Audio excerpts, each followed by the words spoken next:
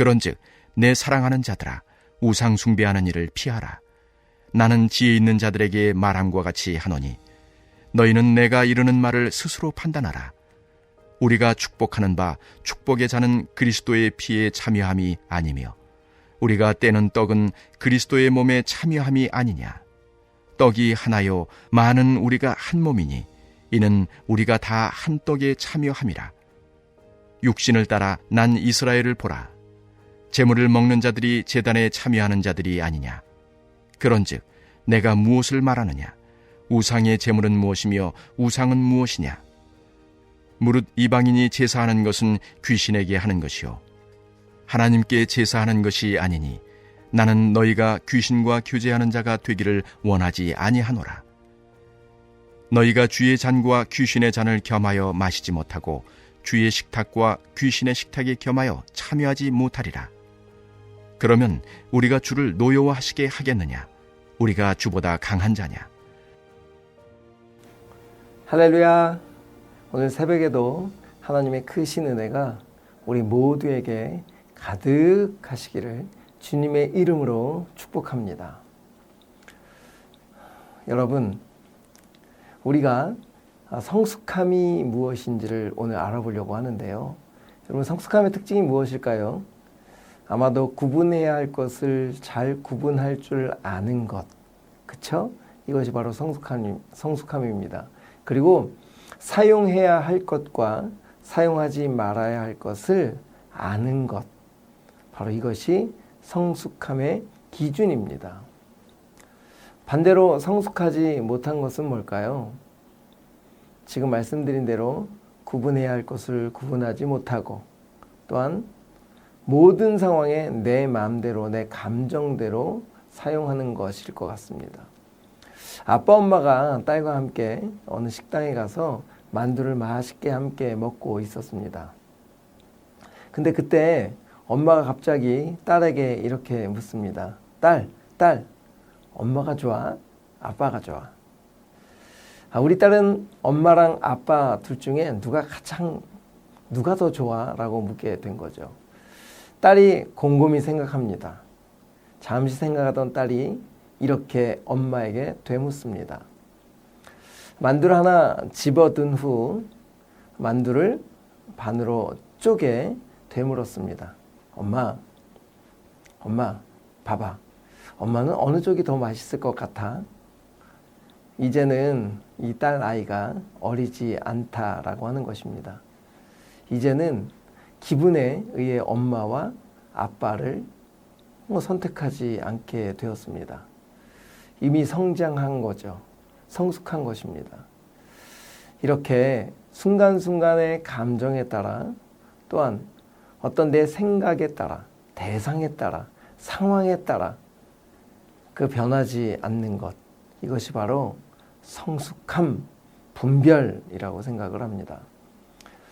사도 바울은 오늘 본문을 통해서 고린도 교회 성도들에게 바랬던 것이 바로 성숙함이었던 것 같아요. 그리고 그 성숙함의 기준 중에 하나가 우상 숭배의 문제였습니다. 고린도 교회 성도들은 우상 숭배에 관한 것에 성숙함이 없었던 거죠. 하나님을 믿는다 하면서도 하나님을 믿는 것과 또한 우상 숭배하는 것 사이에서 늘 자신의 감정대로 어린아이의 모호함을 가지고 그렇게 선택했던 것 같습니다. 그러니까 사도 바울은 오늘 본문을 통해서 상황에 따라 또 감정에 따라 달라지는 그들에게 무엇이 진정한 성숙함인지 가르쳐 주고 있습니다.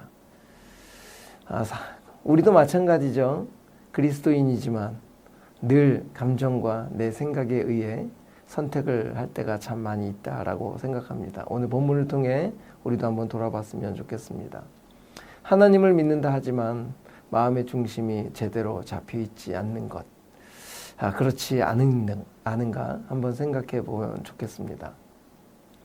오늘 본문 속에서 고린도전서 10장 14절 우리 한번 읽어보겠습니다. 그런즉 내 사랑하는 자들아 우상 숭배하는 일을 피하라.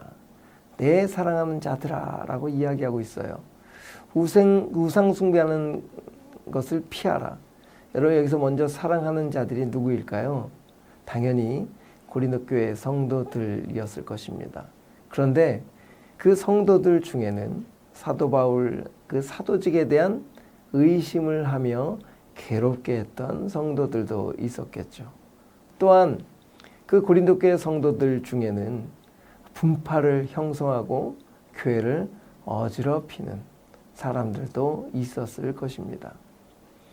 또한 음행의 문제로 또 우상 숭배의 문제로 교회를 힘들게 했던 사람들도 있었을 것입니다. 그럼에도 불구하고 사도 바울은 그 모든 사람을 사랑하는 자들이다라고 오늘 설명하고 있습니다. 내 마음에 들고 안 들고의 문제가 아니라는 거예요. 그것을 떠나 내 감정을 떠나 그들 모두는 내 사랑하는 자들, 그러니까 하나님의 사랑하는 자들이라는 것입니다. 이것이 바로 성숙함의 모습이었던 거죠. 이들은 모두 하나님의 계획 안에 있는 사람들이기에 정죄나 어떤 혼을 내서 가르치기보다는 사랑으로 이들을 품어내려고 하는 것이 바로 성숙함이었습니다. 사도 바울은 이들에게 말합니다. 14절에 뭐라고 말씀했습니까? 우상 숭배하는 일을 피하라. 피하라. 그리고 15절에는 그것을 스스로 판단하라 라고 말하고 있습니다. 여러분 여기에 동사인 피하라, 스스로 판단하라 라고 하는 말은 가만히 생각해 보면 성숙과 관계 있는 말 같아 보입니다. 이렇게 우리는 살면서 수없이 판단하고 수없이 내려야 하는 결단 속에 살아가고 있습니다. 그런데 여러분에게 한번 질문하죠. 스스로 판단하고 계십니까? 그쵸? 그런데 이 스스로 판단하는 지혜가 필요하다라고 하는 거예요. 하나님의 은혜를 생각하고 하나님이 우리를 위해 하나님께서 우리를 사랑하신 그 모든 상황들을 바라보며 우리가 그 하나님의 사랑 가운데 있다면 이제 어떻게 판단해야 되는지 알아야 하기를 원한다라고 하는 것입니다. 여러분 우리는 늘 어린아이 같은 자리에 있으면 안 되는 거죠. 하나님의 말씀을 통해 기도를 통해 이제는 성숙해야 되는 겁니다. 무엇을 먹을까요 하나님? 무엇을 입을까요? 어떻게 할까요? 를 묻는 것을 이제는 넘어서야 된다라고 하는 거예요. 이제는 어떻게 해야 됩니까? 무엇을 먹는 것이 올바른 것인지를 알고 또한 결정하고 행동하는 것이 바로 성숙한 신앙이라고 하는 것입니다. 우리는 늘 하나님께 여쭙지만 그 여쭙고 알고 가르쳐 주신 대로 우리는 삶을 살아내지 않죠. 여러분, 말씀과 기도를 하는 것보다 더 중요한 것은 그 기도를 통해 말씀을 통해 주신 말씀대로 어떻게 행동하고 어떻게 살아야 되는지를 이제 결정해야 된다라고 하는 거예요. 이게 바로 성숙한 사람들이 해야 할 일이라고 하는 것입니다. 바울은 우상 숭배에 대한 바로 이 문제를 성숙한 기준을 제시하고 있는 것입니다. 우리 21절 한번 읽어볼까요? 오늘 본문입니다. 너희가 주의 잔과 귀신의 잔을 겸하여 마시지 못하고 주의 식탁과 귀신의 식탁에 겸하여 참여하지 못하리라. 여기 오늘 21절에 겸하여라는 단어를 사용했어요. 그러니까 성숙한 모습은 겸하여입니다. 이게 무슨 소리일까요? 제가 이렇게 한번 설명을 해보도록 하겠습니다. 주의 식탁, 귀신의 식탁. 여러분 이것은 단순한 식생활의 지침이 아닙니다. 분명한 하나님의 사귐에 관한 결단이라고 하는 거죠. 결정이라고 하는 것입니다. 나는 주의 식탁이냐, 귀신의 식탁이냐. 하나님이 이스라엘 백성들을 출애굽시키셨습니다. 그리고 40년의 광야를 인도하시며 가장 먼저 시내산에 이들을 세우시고 시내산에서 하나님은 10계명을 허락하십니다. 그 10계명을 주신 것은 지키라고 주신 것이 아니라 나의 백성임을, 나의 테두리 안에 있음을 알려주신 사랑이었던 것이죠. 여러분, 그 1계명이 무엇입니까? 그 1계명은 바로 나 외에 다른 신을 뭘까요? 섬기지 말라일까요? 두지 말라일까요? 여러분, 한번 찾아보십시오. 지금 여러분의 성경 좀 찾아서 출애굽기 20장 3절을 한번 읽어보시면, 너는 나 외에는 다른 신들을 섬기지 말라가 아니라 내게 두지 말라. 한 군데 더 있습니다. 신명기 5장 7절입니다. 나 외에는 다른 신들을 내게 두지 말지니라. 여러분, 섬기지 말라가 아니라 두지 말라라고 하고 계십니다. 여기에 참 중요한 의미가 숨겨져 있어요.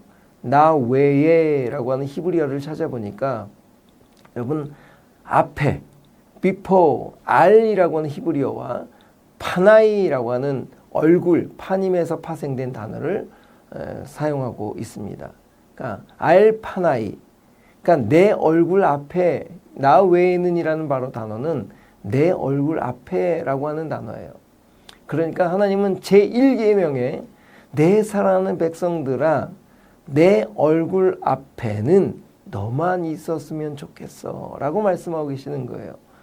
여러분, 이것이 얼마나 귀한 말씀인지 알겠죠? 나와 내 얼굴 사이에는 어떤 것도 두지 말자. 400년 동안 너희들은 애굽에서 다른 신을 향해 있지 않았었니? 온통 세상만 바라보지 않았었니? 그때도 나는 너를 향해 있었단다. 그래서 이 백성들을 내 백성임을 선포하기 위해서 내 얼굴 앞에는 오직 너만 있었으면 좋겠다라고 하는 사랑 구애가 제1계명이었던 것 같아요. 여러분, 우리가 실패하고 우리가 어린아이 같을 때라도 늘 부모는 그 아이에게 시선을 떼지 않았던 것처럼 우리 하나님은 바로 이 백성들이 잘못하고 있었을 때도, 우상을 바라보고 있었을 때도 바로 하나님은 늘 우리만 바라보고 있었던 거예요. 여러분, 사랑의 문제입니다. 사랑의 문제를 알고 사랑을 먹고 자랐다면 이제 우상을 향한 겸하지 않는 그런 자리에 서기를 바란다라고 하는 마음이 오늘 사도 바울이 이스라엘 백성들, 특히 고린도 교회 성도들에게 하고 싶었던 말씀이었던 것 같아요. 사랑하는 성도 여러분, 오늘 우리에게 주시는 말씀이 무엇일까요? 우상 숭배하지 마 라고 말씀하시는 것이 아니라 내 얼굴 앞에는 나만 있었으면 좋겠다. 나는 너를 향해, 언제든지 너를 향해 있는 내 시선을 놓지 않았으면 좋겠다 라고 하시는 그 주님의 음성에, 그 사랑에 우리가 자꾸 반응할 때, 어린아이가 엄마의 눈, 아빠의 눈을 마주칠 때 그 기뻐하는 그 부모의 모습처럼 우리가 어떻게 해서라도 그 하나님의 시선에 우리의 마음과 우리의 모든 삶의 시간들을 맞춰드릴 때 우리는 우상 숭배를 범하는, 잘못하는 일이 없게 될 줄 믿습니다. 여러분, 오늘 이렇게 기도합시다. 하나님, 제 시선이 늘 하나님을 향하게 하여 주옵소서. 우리를 향해 졸지도 주무시지 않은 그 하나님의 시선을 늘 바라보게 하여 주옵소서. 그리고 두 번째 기도 제목으로는 이제 여름이 다가오고 있죠. 여름 사역을 준비하고 있는 모든 부서들 가운데 하나님의 크신 은혜가 넘치게 해달라고 우리 이 아침에 성숙한 또한 우리 전주한디옥교회 성도들이 될 수 있도록 이렇게 기도 제목을 놓고 기도하며 나아가겠습니다. 기도하겠습니다.